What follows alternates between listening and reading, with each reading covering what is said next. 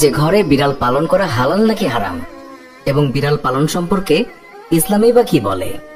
রাসূলুল্লাহ সাল্লাল্লাহু আলাইহি ওয়াসাল্লাম বলেছেন, বিড়াল নাপাক নয়, এটা তোমাদের আশেপাশে ঘন ঘন বিচরণকারী প্রাণী। আবু দাউদ ৭৫, তিরমিজি ৯২। আল্লাহর রাসূলের প্রিয় সাহাবী আব্দুর রহমান রাদিয়াল্লাহু তাআলা আনহু তিনি জামার ভেতরে পোষা বিড়াল নিয়ে ঘোরাফেরা করতেন। একদিন তিনি জামার আস্তিনের নিচে একটি বিড়াল ছানা নিয়ে রাসূলুল্লাহ সাল্লাল্লাহু আলাইহি ওয়াসাল্লামের দরবারে তিনি উপস্থিত হন। সেই সময় বিড়ালটি হঠাৎ করেই সবার সামনে বেরিয়ে পড়ল। এই অবস্থা দেখে রাসূলুল্লাহ সাল্লাল্লাহু আলাইহি ওয়াসাল্লাম তাকে রসিকতা করে ইয়া আবু হুরায়রা, অর্থাৎ হে বিড়ালের পিতা, এই বলে সম্বোধন করলেন। এরপর থেকে তিনি মূল নামের চেয়ে আবু হুরায়রা নামে বেশি খ্যাতি লাভ করলেন। আর সেই দিন থেকেই তিনি নিজেকে আবু হুরায়রা নামে পরিচয় দিতে তিনি বেশি পছন্দ করতেন। আল্লাহর রাসূল সাল্লাল্লাহু আলাইহি ওয়াসাল্লাম তিনি যখন ওযু করতেন তখন নিজের ওযুর পাত্র থেকে বিড়ালকে পানি পান করাতেন। এক মহিলাকে একটি বিড়ালের জন্য আযাব দেয়া হয়েছে, কারণ বিড়ালটিকে আটকে রাখায় সেটি মারা গিয়েছিল। ফলে সেই মহিলা জাহান্নামে গেছে।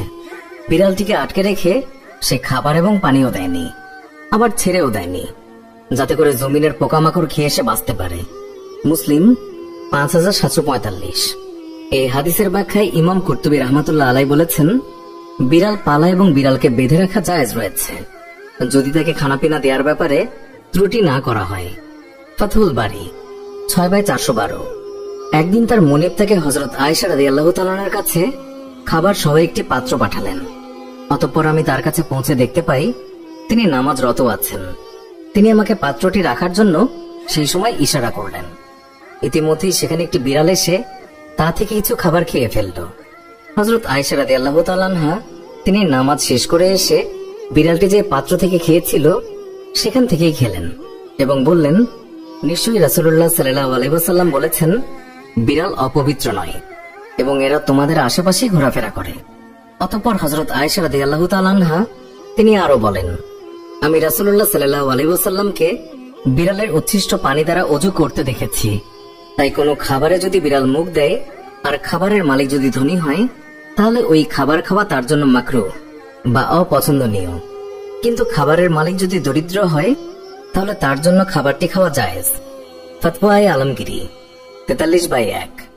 কিন্তু অপরদিকে কুকুর যদি কোনো পাত্রে মুখ দেয় তা অপবিত্র হয়ে যায় এবং ৭ বার গুনে গুনে তা ধুয়ে ফেলতে হবে। আবু হুরায়রা রাদিয়াল্লাহু তাআলা থেকে বর্ণিত যে রাসূলুল্লাহ সাল্লাল্লাহু আলাইহি ওয়াসাল্লাম ইরশাদ করেছেন, তোমাদের কারো পাত্রে যখন কুকুর মুখ লাগিয়ে পান করে প্রথমবার পাত্রটি মাটি দিয়ে ঘষে ফেলবে। সহিহ মুসলিম ৫৪৯। মাটির জায়গায় এমন যে জিনিসগুলো পাওয়া যায় প্রথমবার সেগুলো দিয়ে ধুয়ে ফেললেই হবে, পরের ৬ বার শুধু পানিই যথেষ্ট। বিড়াল ঘরে থাকলে নামাজেও কোনো সমস্যা হয় না। রাসূলুল্লাহ